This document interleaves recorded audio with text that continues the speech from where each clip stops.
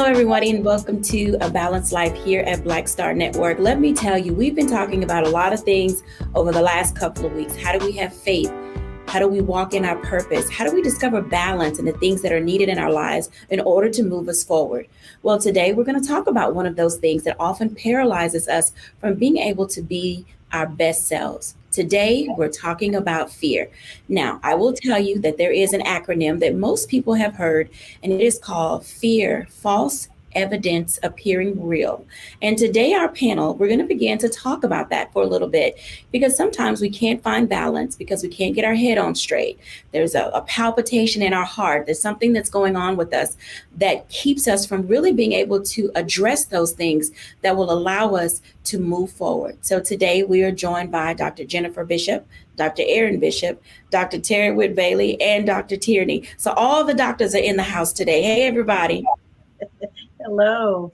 Hey, I am so delighted that you all are here to talk about one of the words that often puts us in a space of not knowing what to do and often keeps us from being able to put a plan in place to go forward. So I want to start with the bishops, and either of you can go first.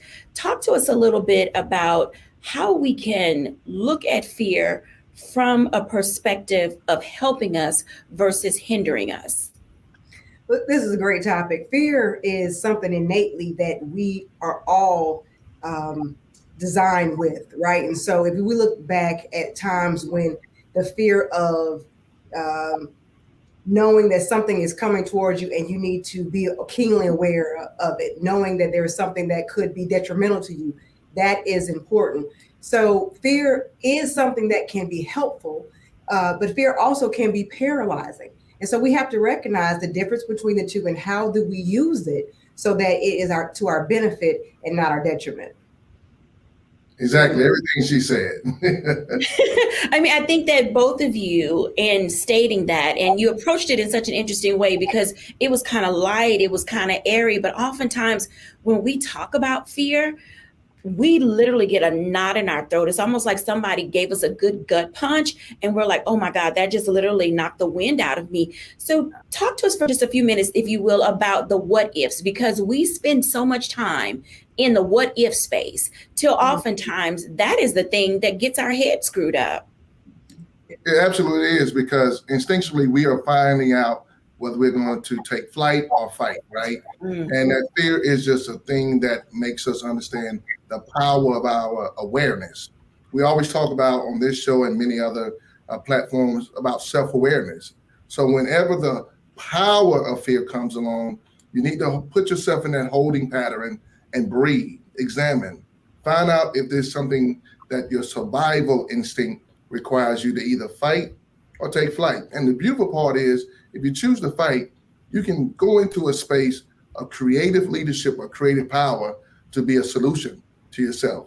Because when you are dealing with even fear that leads to a level of anxiety, we're all dealing with anxiety over and over again, but that anxiety can give you a power to be able to take a new assignment or a new opportunity in your life. And I don't want anyone to think that fear is abnormal.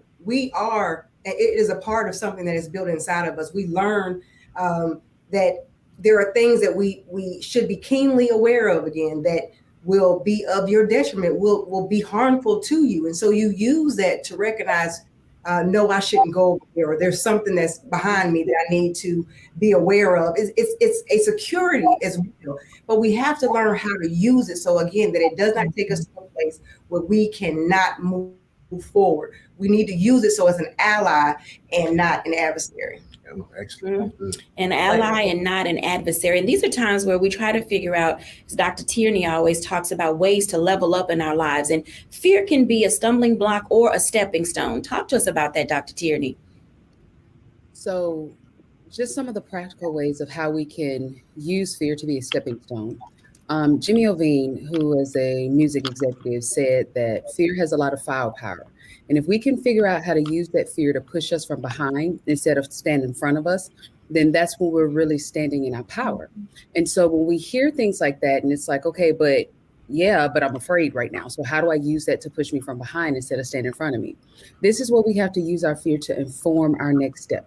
So let's say that we are I don't know, fearful of, we just had graduations. So let's say you're feeling fearful of going to college and taking that next step and you don't know what to expect. Well, when we feel that fear, what we can do is say, okay, what exactly am I afraid of? So let me go and talk to some undergraduates, or people who are in college so that I can get some real information about what's happening. False evidence appearing real. We don't know what we don't know. And often what we don't know is what we're afraid of. So using that to actually get the information, get more informed about what that thing is that's kind of hovering in the dark that we're afraid of. Fear is also forget everything and run, and so what we'll often do is we'll forget our teachings, we'll forget what we know, we forget those things that are already ingrained in us and just take off, running. But I want to give you another acronym for fear. Faith, every day, always, right now. When we decide to take our fear and flip that thing over into faith and have faith in what God is doing in our life, faith in our own capabilities, faith in what we already do know and knowing that it's enough, then that helps us to be able to take that next step forward so that that fear doesn't stand in front of us and block us, but actually pushes us forward into our next level. Being pushed forward is oftentimes something we don't want to do, because when we're standing square in the face of that adversity, the thing that we are, seemingly trying to deal with in some way, shape, form, or fashion, we get into that head space, we get into our feelings and our emotions, and we think back to all of the times when something we thought was going to be wasn't. I want to invite in Dr. Terry Whitt Bailey to talk a little bit about fear and how she works through fear and what it does when she's captivated by it. Hey, Dr. Terry Whitt Bailey. Well, hello there. Wow, I am already just so well fed with what was already shared today. And one of the things that you said, Dr. Jacquie, that really caught me was that when people are pushed beyond their fear, so when you are pushed, somebody else is there. And many times in fear, we think we're by ourselves and we're frozen or paralyzed. I like to use the word paralyzed when I'm in fearful feelings, in my feelings. I isolate myself. But if someone else is there to push or to prod or to pull or to pray, that is what's going to help to facilitate me beyond that fear. And yes, I've been afraid. And I don't sometimes see it as fear. But then I look back and I say, that's what paralyzed me. It was that I was afraid to do something. And sometimes it does take another person to push or to just make things seem more relevant in the time. Because at that time, it might be something that just I'm not thinking straight. And many of your viewers know that I lost my husband last year. And so as much as I thought I was thinking straight, I'm sure I wasn't thinking straight. And I was paralyzed by a lot of things where I was just fearful to make decisions or fearful to move forward. And I needed that person. God was always there.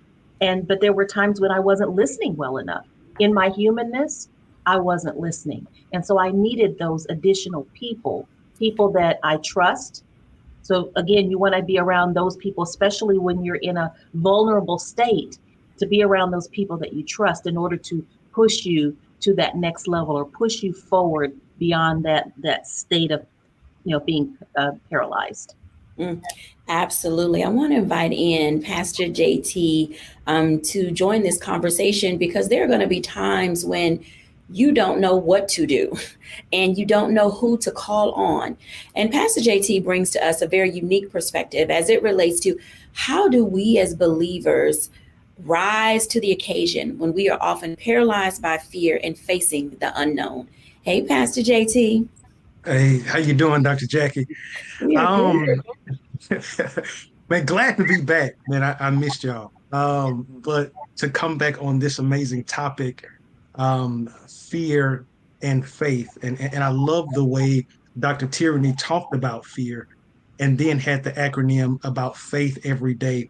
But that's a challenge, because one of the biggest things that we have to do, even being those that are titled or call themselves believers, is we have to trust him enough in that next step to be sure that whatever that next step is, it's him orchestrating that step. And I think a lot of fear, especially with us as believers, comes from us not being in control. Because if we knew what the outcome was going to be, if we took the next step, we wouldn't have the paralysis of fear, as many of our guests have said today. So I believe that it's that leaning in. If we look at Hebrews, the chapter about faith, the heroes and heroines of faith, and we look at their stories, we always look at their stories in the after. So we hear about what they did after. But if we put some human flesh around that text, there's no way in the world that you can believe that Abraham didn't have a bout with fear, that Moses didn't have a bout with fear. Matter of fact, God talks to Moses while he's staring at the Red Sea and tells him, don't be afraid. But Moses never said, I'm afraid, but God could sense his fear. But the reason why Moses was able to stretch his hand and the children were able to go forth is because even in that moment of fear, God's voice was louder than his fear. So I think that's the challenge. Can we be still enough in that moment of fear, that emotional moment of fear, and allow God's voice to be louder than what we believe may happen, knowing that if we are truly believers, all things going to work out for our good anyway. I love that perspective. Now, today we're talking about fear and we're giving you acronyms throughout our entire show. We began the first block with fear of being false evidence appearing real. And then Dr. Tierney said, forget everything and run. And that's oftentimes what we do when we are facing fear. But then she also said, faith or faith every day, always right now. Faith every day, always right now. And that's important. You have to include your faith. When we come back after the break, I want to give you another acronym related to fear, and it is literally face every adversity realistically. Fear, face every adversity realistically. Because sometimes we're not truthful with ourselves and cannot be truthful with others. We'll be back in a moment after the break.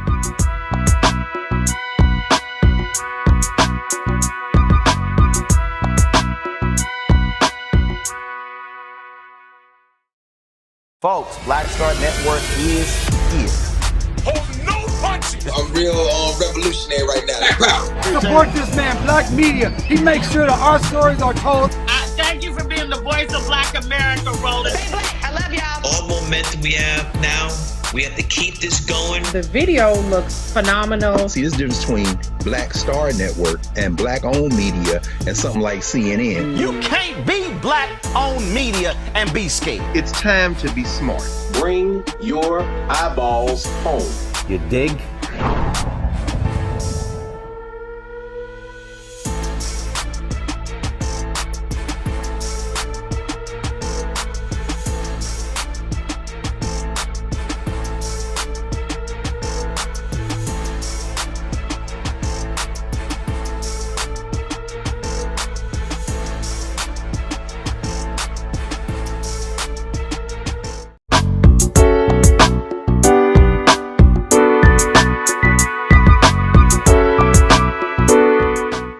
Welcome back, everyone, to A Balanced Life. And as you can tell, there are going to be days when we're trying to put it all together. We are in literally already full force in May in our new normal. And so this new normal brings with it some things that we thought we left behind in the past. We're often triggered by things that we thought we were over and done with. But then there are these new challenges because we were not outside, because we were not around other people, because we put our emotions in a bottle and kind of tucked them away in a COVID corner. We didn't work on those things that we thought were necessary because we really weren't sure or certain of what came next.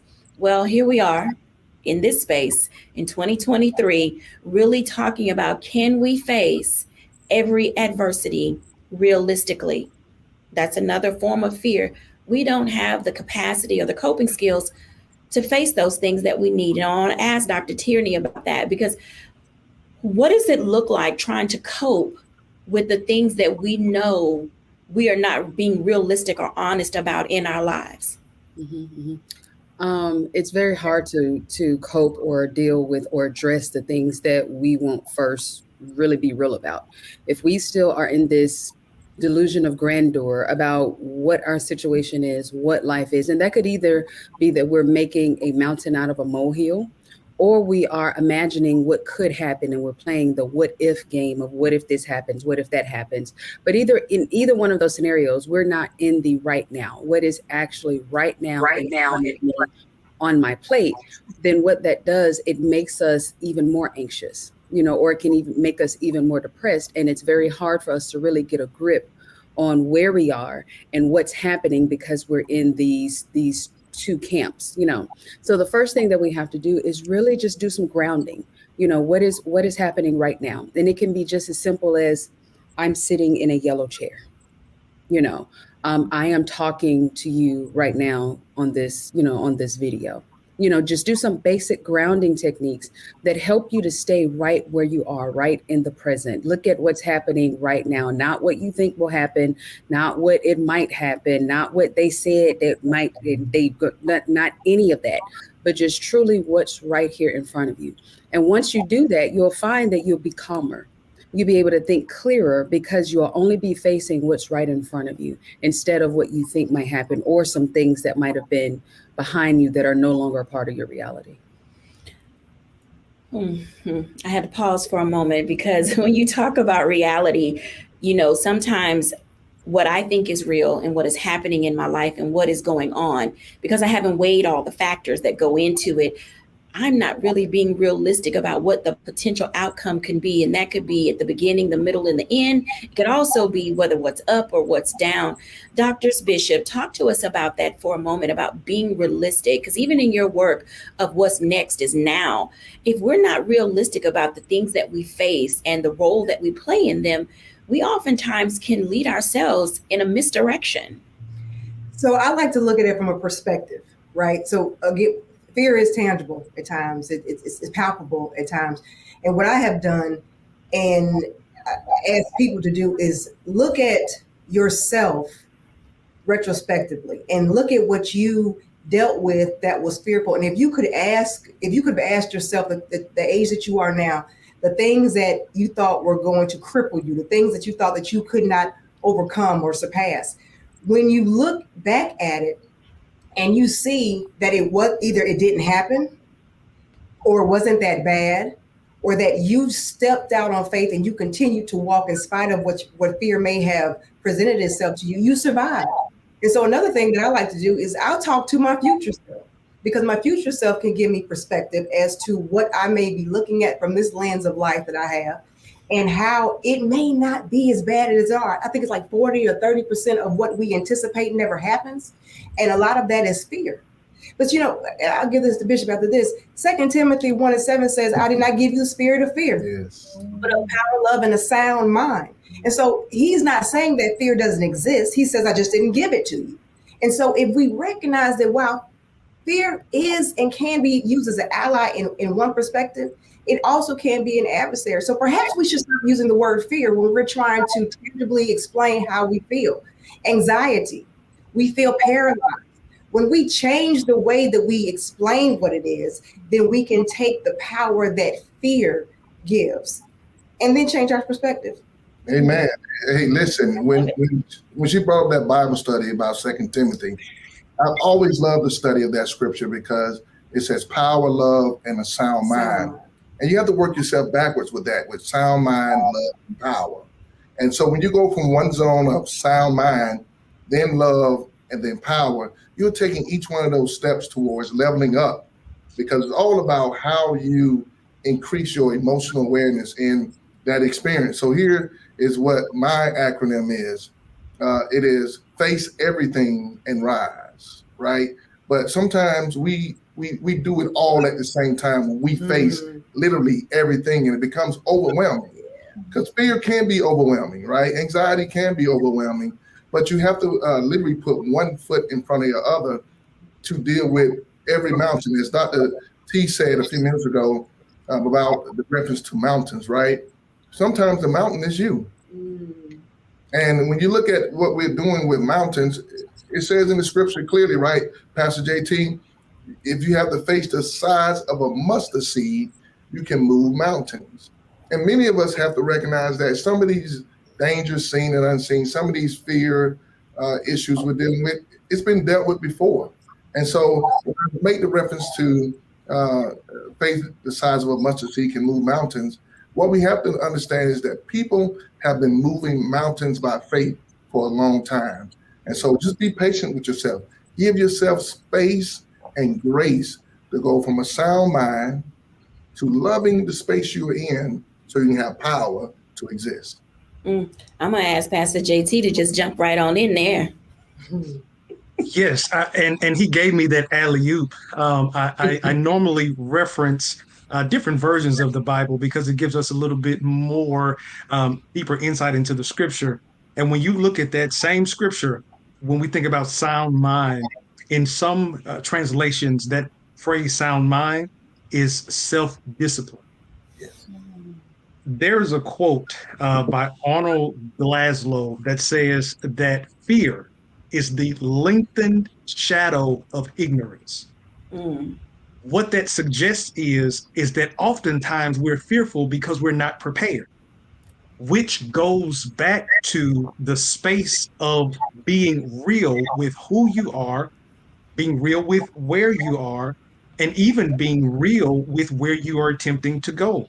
I think because we have been forced in this social media vacuum, so to speak, we live in such delusional worlds that we actually create fear because we are attempting to be something that realistically we have never even been destined to be. So I honestly believe that in that space, I think that if we identify that first, I love the way doctors, Bishop, talked about fear. He didn't give it to us. And I've always said that if he didn't give it to us and we're operating in it, there are a lot of Christian atheists that are walking around in the world. We are declaring one thing, but we are delivering something else. And until we deal with that thing, we will be weighed down when we actually should be flying. Okay, so I'm going to ask Terry with Bailey to comment on this because one of the bishops says, face everything and rise. How have you been able to rise as you've dealt with fear? This is just so deep and so powerful that I'm just still soaking all of this in that I'm learning even today. And, you know, I don't like to even use the word fear. As one of the doctors, Bishop, shared, I use different terminology, you know, nervousness or anxiety. The only thing that I allow myself to even use the word fear with is snakes. I am deathly afraid of snakes. I just can't get past it. But other things, I have levels of anxiety. Maybe I am frozen. I like to use that word a lot. I don't even want to use that word fear in my terminology. And so trying to rise above the term that we'll use today of fear, for me, is taking one step at a time. If I feel like today is going to be a tough day for me, my first step, and I've shared this before with your viewers, my first step is actually making my bed. And that may sound trivial to some of your viewers, but for some people, that's an accomplishment to say, okay, I've made it that far. I've made my bed. That's my grounding. If I can get to that point, that means I've gotten out of the bed, that I put my feet on the floor, that I'm ready to walk to the other side of the bed. So I have movement that's happening. And so for me, if I can get that accomplished, what can I do next? Where can I go next? How can I make that next step? And it might sound trivial, but for some people, and in my case, I'm going to speak for myself, sometimes I have to start that simple, getting to that point to get out of the bed, to make those steps, to know that God is with me, but in my humanness, and I always want to say that, in my humanness, I allow myself to get burdened by things that weigh me down and that cause me anxiety and nervousness. So for me, it's taking those first steps, whether it's, you know, just certain things that happen in my home before I leave. It's getting in the car, connecting to the right kind of music, putting those things that are going to feed me into my system, whether it's the right type of nourishment, whether it's the right type of music, whether it's calling the right person. So knowing that I don't need the negativity or the bad things to fill me, because I can't rise above it. it will weigh me further down. So making those right decisions one at a time, because you can't do it all, or at least I can't. I can't do it all at once. I do it one step at a time. I appreciate you saying doing each thing one at a time. We're going to go into our break and come back at the top. We're going to start with Dr. Tierney, because one of my overcomings related to fear, the exercise that I do with most of my clients, and it is snakes, Dr. Whit Bailey. I think it's important that people begin to determine where they are in response to and in relationship with the thing that brings them anxiety, whatever it is, because there's certain things we have to discover how to conquer and suppress internally before we can show up externally. So when we come back after the break, we're going to talk a little bit about another acronym for fear, which is to filter each action relationally. Where are you in context with the thing that you are dealing with? We'll be back in a moment after the break.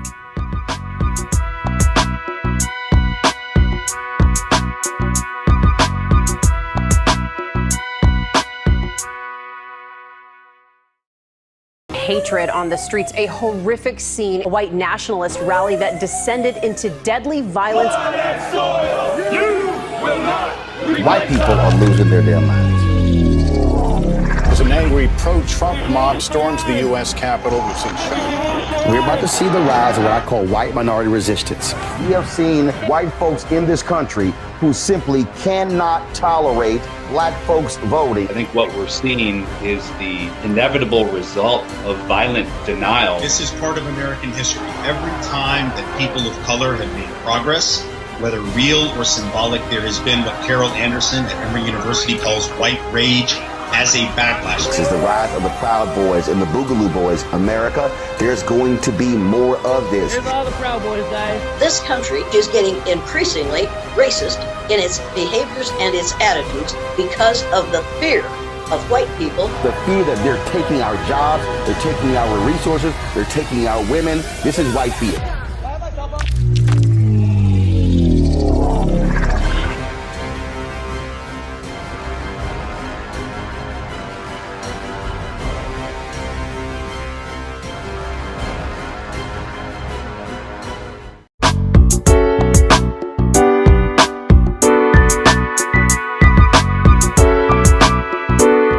Welcome back, everyone, to A Balanced Life. And as you can tell, we are discovering not only what our fears are, but how to take them, like anything else, one bite at a time, one step at a time, giving us opportunity and space to give ourselves grace, but also to grow. I want to start with Dr. Tierney, because sometimes we don't know how to filter how we feel about the things that we are facing. And oftentimes, having this level of relationship that we have with fear is good. It can be healthy, I think, Dr. Tierney, to allow ourselves to really grapple with, as Dr. Whit Bailey said, with the emotions that she has, as Dr.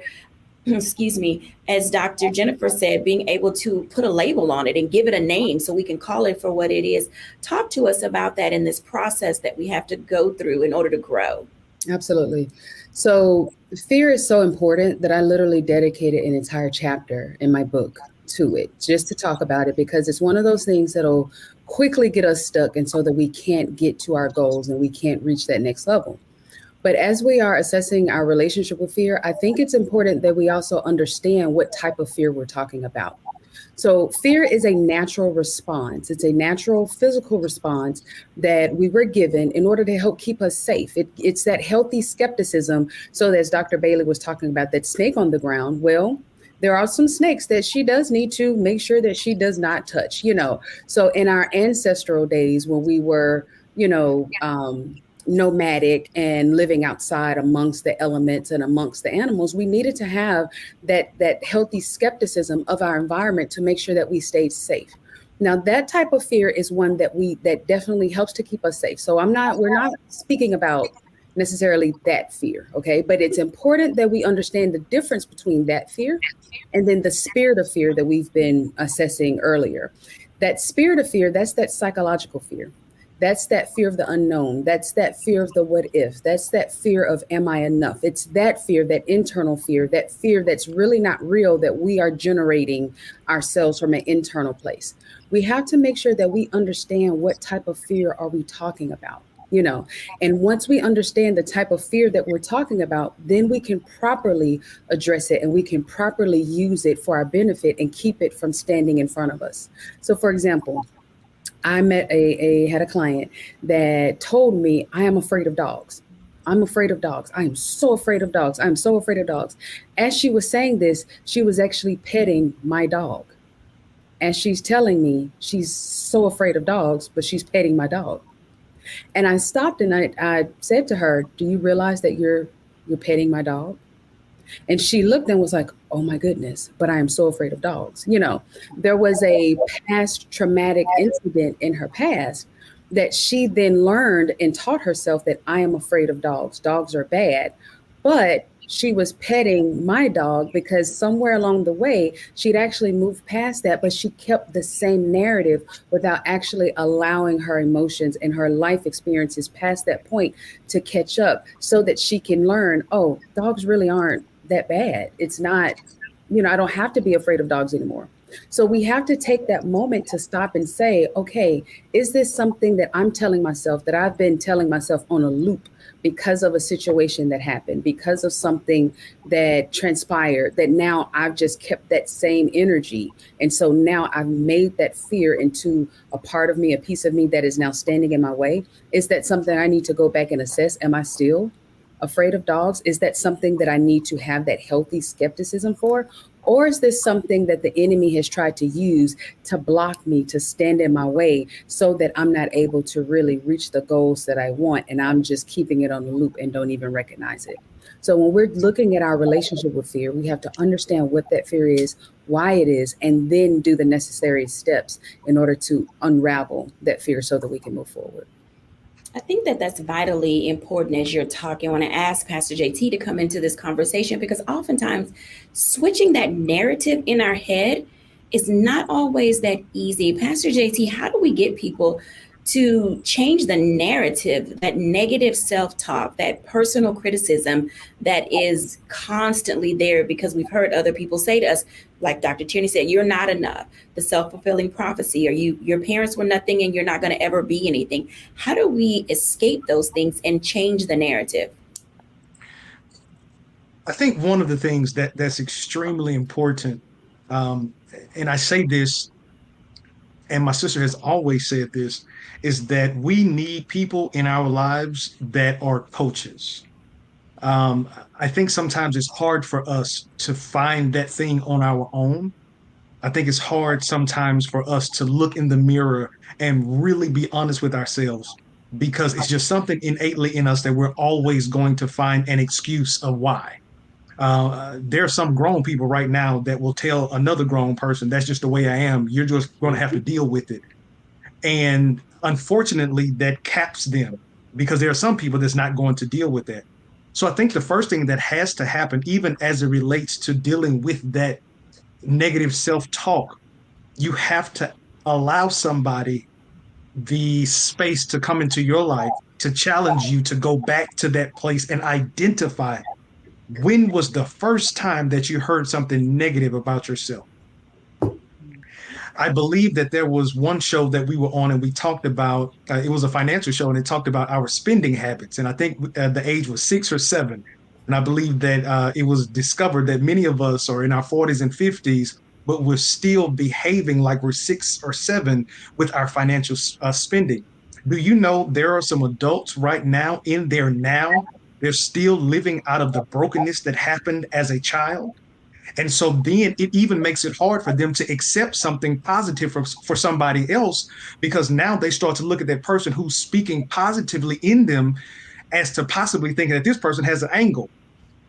Dr. Tierney said something that was so key. She talked about a cycle, and some of us have placed ourselves in a cycle unknowingly that we perpetuate fear in ways that we will create a fearful experience even when it's not there, because we are used to things being a certain way. So I think it goes back to us identifying where was that first negative experience, but then also, and I believe that this is key as well, we have to be mindful of our circle, because we may have some fear mongers in our circle, that is causing us to have fear unnecessarily.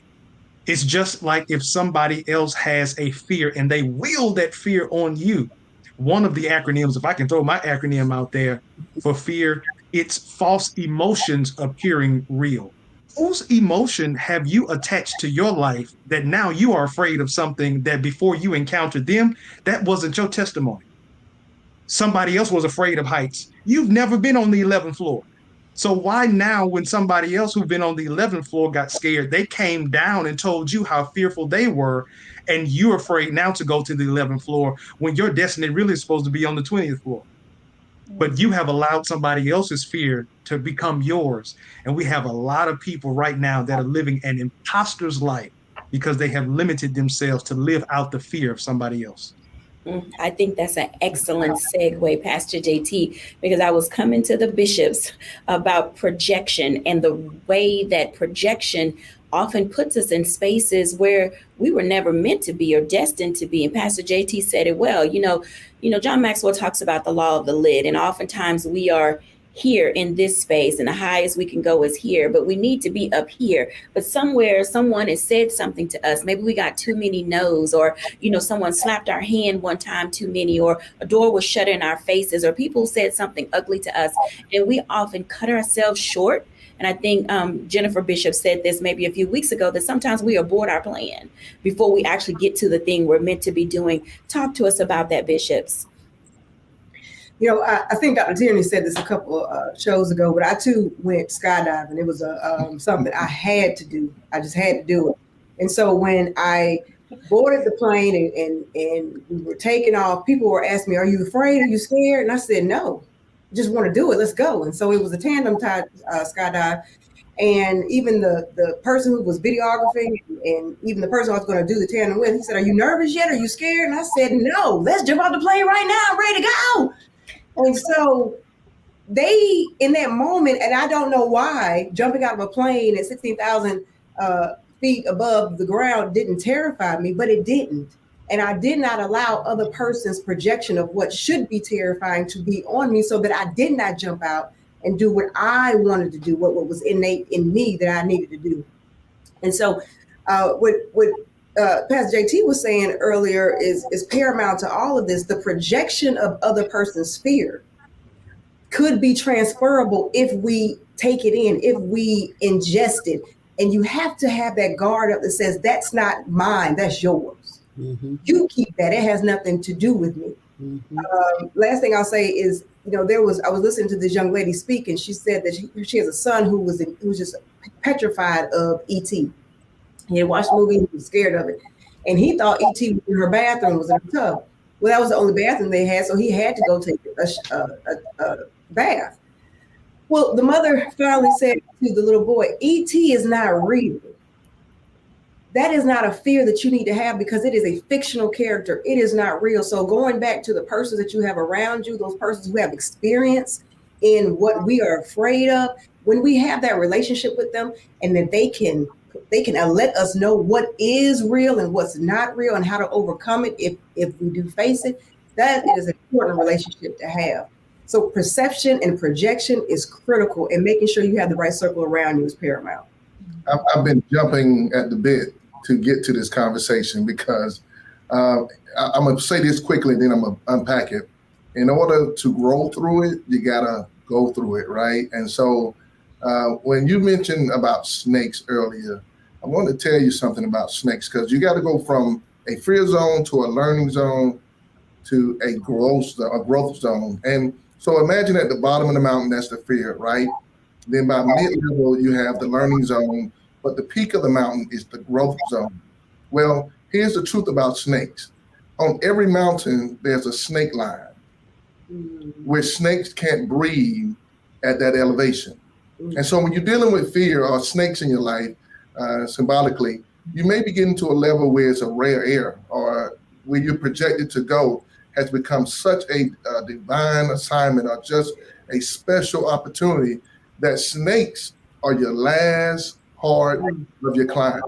And so when I look at even what we are dealing with as trauma that is infused on our life, people have told us we wouldn't be anything, or people told us that we couldn't do something, right? that fear or that anxiety or that nervousness that comes across and that challenge may be something you're dealing with at the bottom of the mountain, but learn yourself, affirm yourself. So as you grow through it, you go through it, because what you're literally doing is elevating your thoughts, elevating your mindset, because you're literally going from a fixed mindset, because fear has been fixated in your life, to a growth mindset. And literally your growth mindset deals with your prefrontal context, when you think with the forefront of your mind to look for a new opportunity, a new way, where 2 + 2 may not just equal 4, because that's the fixed mindset. That's the back of the mind. That's how you've been programmed. That's how you've been wired. But maybe 2 + 2 is 22, which means it's a different perspective, a different way you look at something, because you're growing through your learning experience. You're getting past the snake line, and now you're breathing rare air. When we come back after the break, I want to talk to Dr. Terry Wood Bailey about that, because she said she was afraid of snakes and she may have to get past her snake line. But a part of that is another one of my favorite acronyms that helped me overcome related to fear. And it was literally facing and factoring in experiences and accepting responsibility.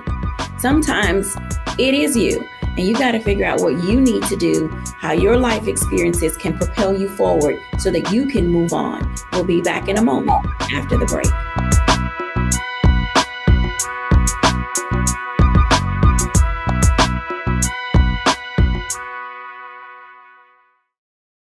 Don't you think it's time to get wealthy?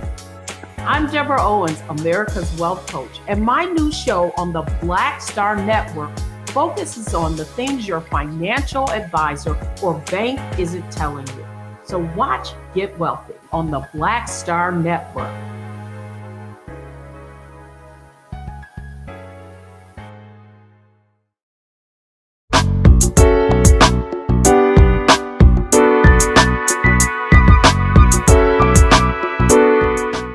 Welcome back, everyone, to A Balanced Life. And you have heard a lot of acronyms today, and I hope that you found one that fits and suits you. I want to talk to Dr. Whit Bailey about how we can accept responsibility, looking back at all of our life experiences in order to build a toolkit related to attacking fear and anxiety and all of those other things that seem to keep us from moving forward. Hey, Dr. Terry Whit Bailey. Hey, you know, if I lived in the city where the bishop live, I would be a member of their church. I am just being so well fed with what they're sharing today. And I didn't know anything about that snake line. And maybe there are other viewers out there that have a different fear. So yeah, we'll talk about the snake thing and that going above that line. And yeah, I think that is true. I think that my paralysis happens at that level, at where the snakes are. And yes, I had a traumatic experience as a young girl, and it went along with me as I've become an adult. But where has that stopped me? And we can use that figuratively. Where have I stopped in terms of my growth as a Christian, as a woman, as a professional? What is stopping me? Now, I'm not saying that I'm a perfect person and I have all the answers. That's why I'm so glad that I'm on this podcast with everyone else, because I'm learning too. So what do I need to do in order to get beyond that, and to know that if I go above that, what I was afraid of is now behind me or below me? And so that was a great analysis, and thank you, Dr. Aaron, for sharing it that way. What is it that I need to do to step over or step beyond or step above so that I can get that behind me in whatever it is that I'm dealing with, in this issue of, being a new widow? What am I freezing with? What am I afraid of? In my case right now, it's trying to figure out what to do with the 5,000 square foot house that I live in by myself now. What do I do with it? How do I figure this out? How do I take that next step? How do I rise above it? How do I get those people that will help me, not the people that will hurt me or that will bring additional fear into my life? How do I get those people to help me to go that next step, to get beyond it, so I can get things packed or moved or adjusted? How do I do that? And so finding the right people, increasing my faith, but not just sitting still, standing up and taking those first steps and trying to make that difference for me personally, while others are even watching me, as a professional and as a woman of God, a person who lives in a small town. I know that there are people that are watching me. As a administrator in the work that I do, there are people that are always watching us and seeing how we get through, not how we get stuck. Well, they're watching that too, but how do we get through it? How are we making a difference? How are we getting beyond it? So thank you for that, because that's helping me. That's helping me to know that it's time to take that next step. It's time to put that behind me or under me or away from me so that I can move on. So thank you for that. Absolutely. I think this is a family question. So I'm going to ask everybody this question, and let's roundtable a little bit for our audience today. How do you get to growth? Whether it's how you know you're there, how do you know you can move forward? When do you take time to take another leap of faith? Dr. Tierney, talk to us about that. Yeah, I'm gonna start with you. I wanted to think. So the first thing when we're thinking about growth, we have to look at it from our own perspective.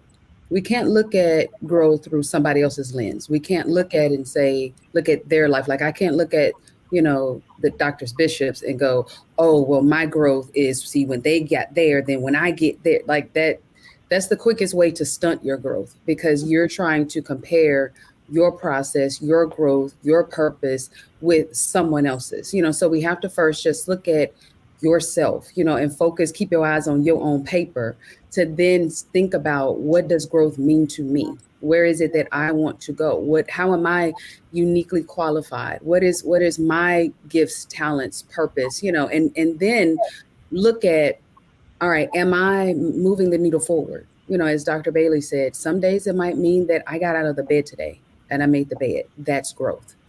Sometimes it may be that, okay, this month I lost 1 pound. That's growth. So keeping that measuring stick in perspective so that we're not looking at growth from these huge leaps and jumps. Sometimes growth is just a baby step. And ultimately, when you look back over your life, over the course of the last year or 5 years, being able to see where you have moved the needle forward in your life, in your walk, in your progress, according to your goals, not somebody else's.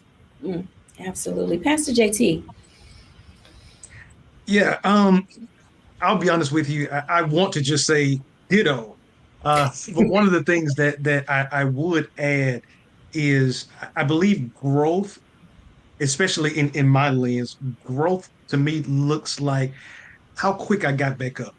Mm-hmm. Because I think understanding growth, you don't, as Dr. Bishop said, you don't get to that space without growing through it. And for some of it, it's not Instagram worthy. It's ugly. It's not. I'm not even thinking about no camera at that point. Right. But I'm struggling. I'm straining. But the Bible promises me that even though I fall, I can get back up again. Mm-hmm. But this is the thing about growth. I'm getting back up with a new mind, because I didn't know what I just failed in. And now as I got up, I realized, man, it didn't happen the way I thought it was going to happen. But now I'm stepping up and I'm even better than I am now, because I think about the today Jamel in comparison to the Jamel 20 years ago. The Jamel 20 years ago couldn't even embrace the season that Jamel is in now, because I hadn't grown yet. But I think about all of the losses that I had to turn into learns in that 20-year period. I think about all of the people I had next to me that I thought had my best interests, but really wanted my light. But now, as I have gotten to this place, it makes me prepared for this level, knowing that even the next step may be a step that I have to push a little bit harder. But as long as I have that fortitude to get back up, that's growth. And just challenging myself to be better today than I was yesterday, that's growth all within itself. Wow, I think that's powerful. And our audience begins to, attach themselves to some of this positive affirmation, that we're giving today. Dr. Bishop. Growth for me is recognizing that I didn't respond to something that happened the way I could have responded or used to respond. Amen. That is the measure stick of growth, because it took a lot to get to the place where you don't respond and you want the maturity that you knew could be there, but you weren't ready to go there. And then one day it just settles on you.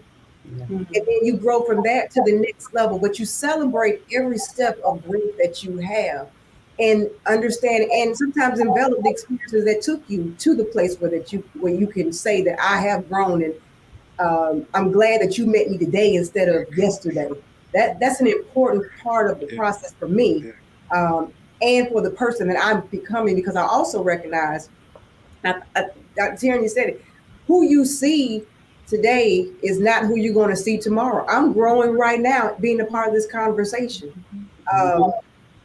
And the woman that she is tomorrow will not be the woman she is a couple of weeks from there. And so not settling as well, or thinking that you're about to plateau and this is the place that you're supposed to stay at.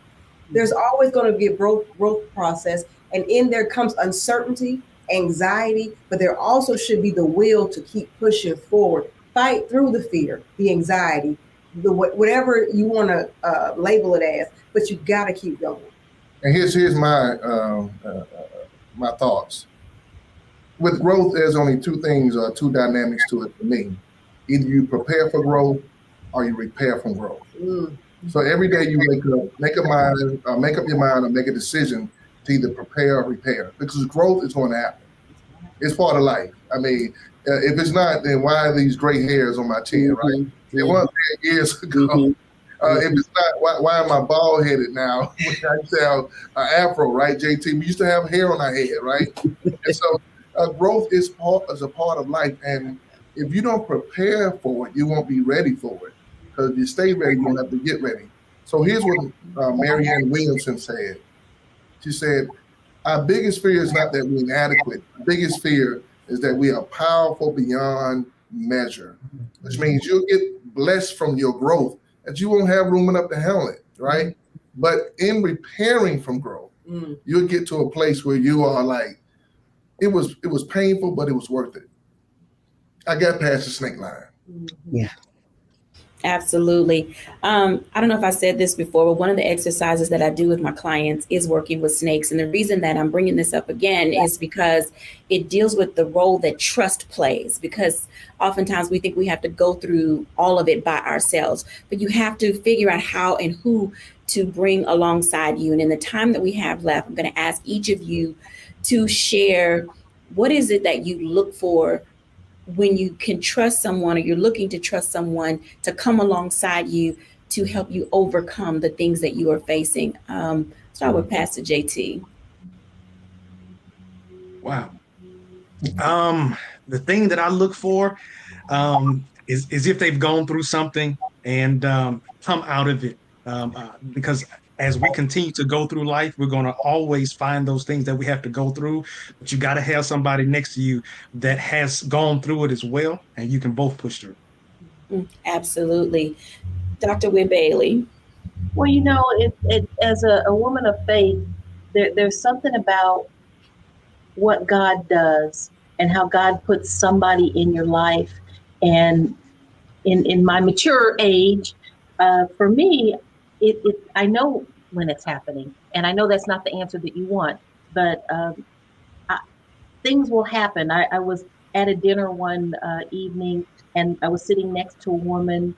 We were both there by ourselves, and we struck up a conversation and realized that we needed each other. And after we met that day, we realized, and we said, God brought us together.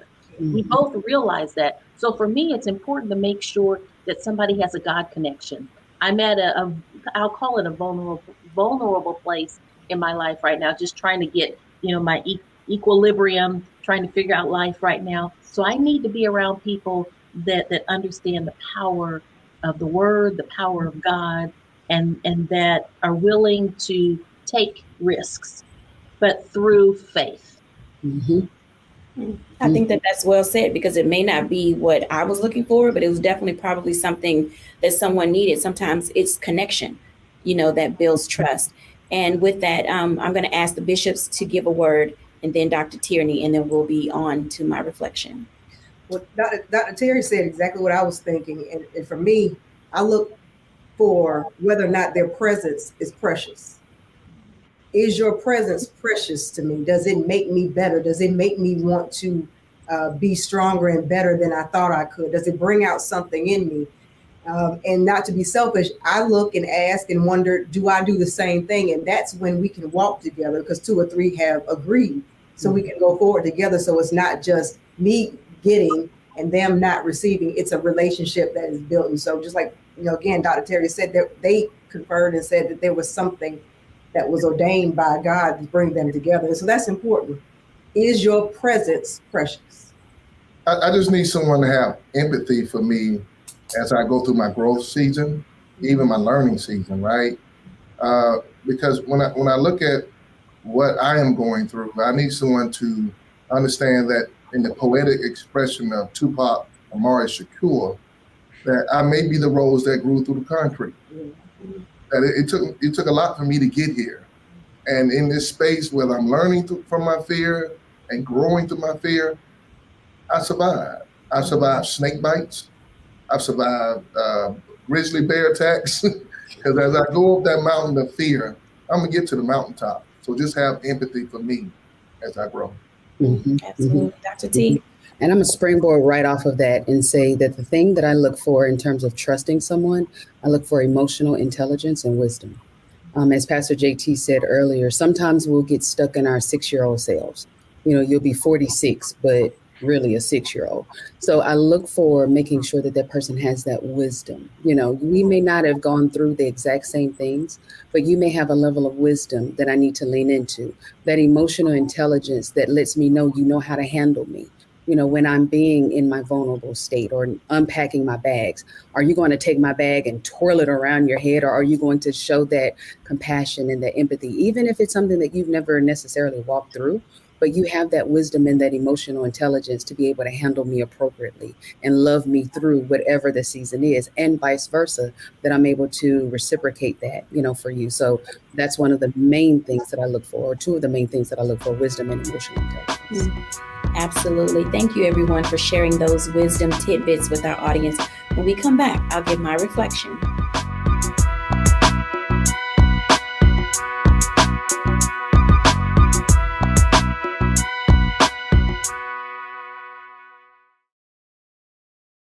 When you talk about blackness and what happens in Black culture, we're about covering these things that matter to us, speaking to our issues and concerns. This is a genuine people-powered movement. There's a lot of stuff that we're not getting. You get it, and you spread the word. We wish to plead our own cause. Too long have others spoken for us. We cannot tell our own story if we can't pay for it. This is about covering us. Invest in Black-owned media. Your dollars matter. We don't have to keep asking them to cover our stuff. So please support us in what we do, folks. We want to hit 2,000 people, $50 this month, raise $100,000. We're behind 100,000, so we want to hit that. Y'all money makes this possible. Checks and money orders go to P.O. Box 57196, Washington, D.C. 20037-0196. The Cash App is $RM Unfiltered. PayPal is R Martin Unfiltered. Venmo is RM Unfiltered. Zelle is Roland at RolandSMartin.com.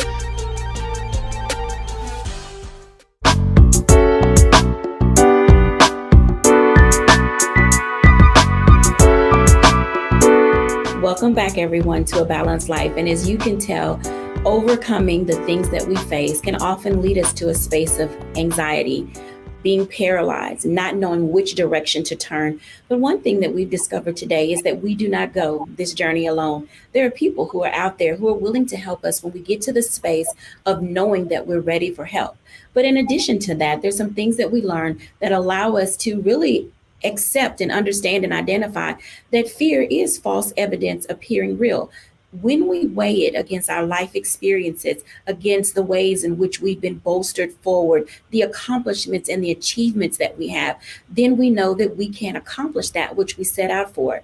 And there are times that fear is real because our memory does not allow us to forget, if you will, those things that gave us anxiety, that paralyzed us. But fear shouldn't hinder us. It oftentimes can propel us to be able to move forward. I hope that something that we have said today, one of the many F.E.A.R. acronyms that you have heard, you will put them in your balanced living toolkit and allow them to propel you forward. Thank you everyone for watching. Bye now.